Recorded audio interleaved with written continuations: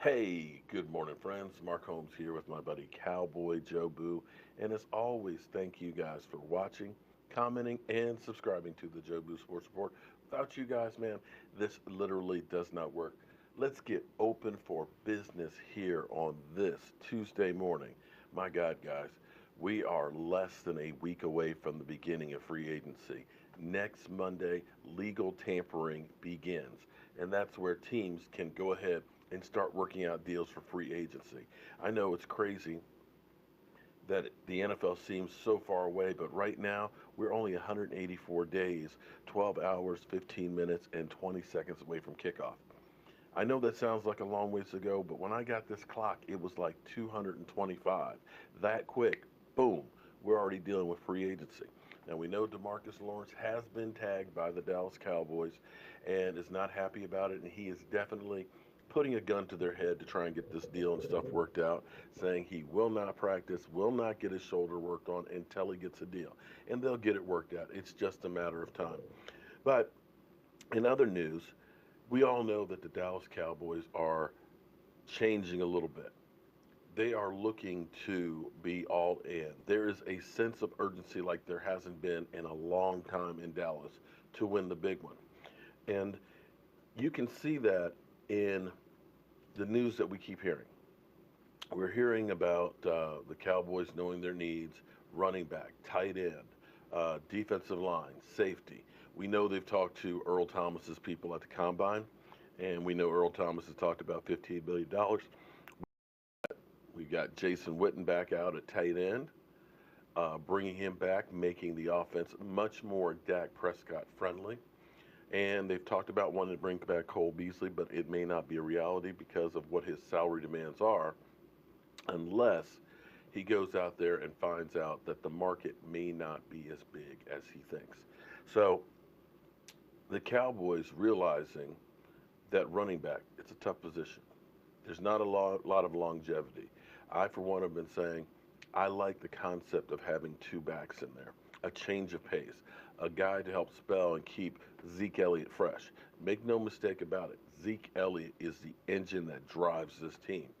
But as we saw with the Rams, Todd Gurley, having arthritis in the knee, wasn't able to continue to carry the load. Fortunately, they had another back to be able to step in and pick up some of that load.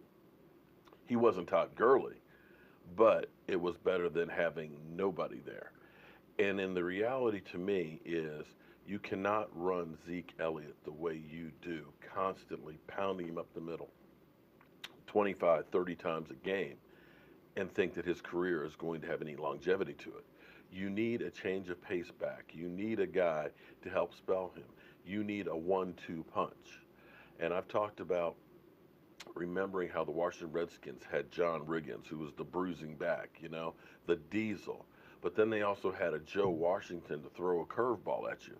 That scat back, that quick guy that could get outside and take those defensive linemen that have been pounding in the middle constantly, play after play. Now they've got to become sprinters trying to trace a fast guy. So word is with Cleveland getting Kareem Hunt, we don't know if Kareem Hunt's going to be suspended or for how long. They kind of have an abundance of running back. Duke Johnson, 4-year player, is basically on the trading block. The Philadelphia Eagles, who definitely have a need at running back, we heard that the Eagles wanted to get Le'Veon Bell, but Le'Veon Bell may be headed to the Jets to get paid. The Eagles don't have the money to pay that kind of a guy. But Duke Johnson, and looking at his statistics, Duke Johnson has averaged 4.3 yards a carry in Cleveland with the Doo Doo Browns over 4 years, amassing 1,200 yards. But the more amazing thing is actually his 234 receptions, averaging 9.2, 2,147 yards. Let's take a peek at Duke Johnson from 2018, courtesy of Alex Rossini.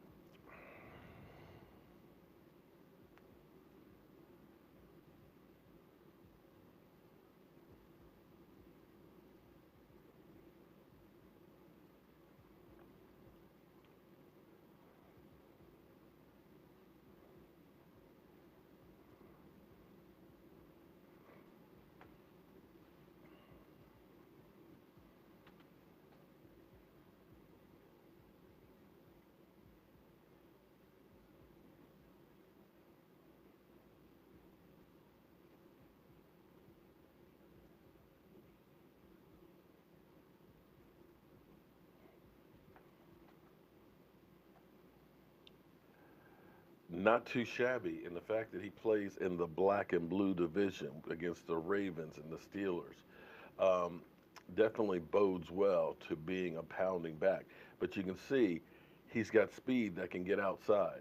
You can see that he can be a playmaker in the passing offense. And we talk about this offense evolving and going. I mean, you look at downfield catches, 9.2 yards per reception. That's amazing, and that would be a whole nother element. And I think that's more than anything else is what this Dallas Cowboys need is to keep teams on their toes and keep them guessing because you're doing something different. You know, you get Zeke and Elliott in there pounding between the tackles. You get 8 men in the box. You throw my man Duke Johnson in there, and you end up having him going down the field. You're going to end up seeing defenses that are constantly on their toes and not sure what to stop. So I think as the Cowboys that are all in on this season are looking at it as what can we best do to support Dak Prescott? What's the best thing we can do as far as making playmakers? Not just having a bunch of guys like the philosophy was last year, but actually having people who can make plays and help keep the chains moving. Make no mistake, if our offense had played better in the beginning of the season, those first 8 games, we could have had home field advantage throughout. But our offense was pathetic. It came out of the box slow. Now, I believe that honestly, with Amari Cooper being here, along with getting a Jason Witten back, who will help keep motivated, you start seeing the Dak Prescotts, the Amari Coopers, the Jason Wittens, the Michael Gallup getting together in the offseason and working constantly on improving the timing and the repertoire between each other. You end up adding a few more playmakers like a Duke Johnson. You get the offensive line healthy. All of a sudden, we go from a offense that was in the 20s, so to speak, to a top 15, maybe even a top 10 offense. You do that, you plug those holes at safety and get a few defensive linemen. All of a sudden, you have to be one of the teams that's talked about in the conversation for the Super Bowl. And that's where I think the Dallas Cowboys are right now. The Dallas Cowboys are looking at it and saying, New Orleans is a great team. The Rams, they're a good team, but they've got a few chinks in the armor. You don't know if Jared Goff really is the guy. You know, there was the Jared Goff in the first half of the season. There was Jared Goff in the second half of the season. You don't know which one of those guys it is because the Jared Goff in the second half of the season was more like Jared Goff, the rookie. You look at the Philadelphia Eagles, who no longer have the security blanket of Nick Foles. Will Carson Wentz be able to stay upright? And Eagle fans, I know you're going to come cuss me out, but that's the reality of it. He's been injured every year over the last 4 years. Redskins, not even conversation. Giants, they got a long ways to go. But even as you look throughout the NFC, the Green Bay Packers are starting all over. Seattle's always tough, but they're still kind of in a reloading, rebuilding phase themselves. You look at Minnesota, they got Kirk Cousins. You look at Carolina, who has Cam Newton has shoulder surgery. You don't know if he's even going to be able to play next year. Atlanta, never believed in them. They're choke artists.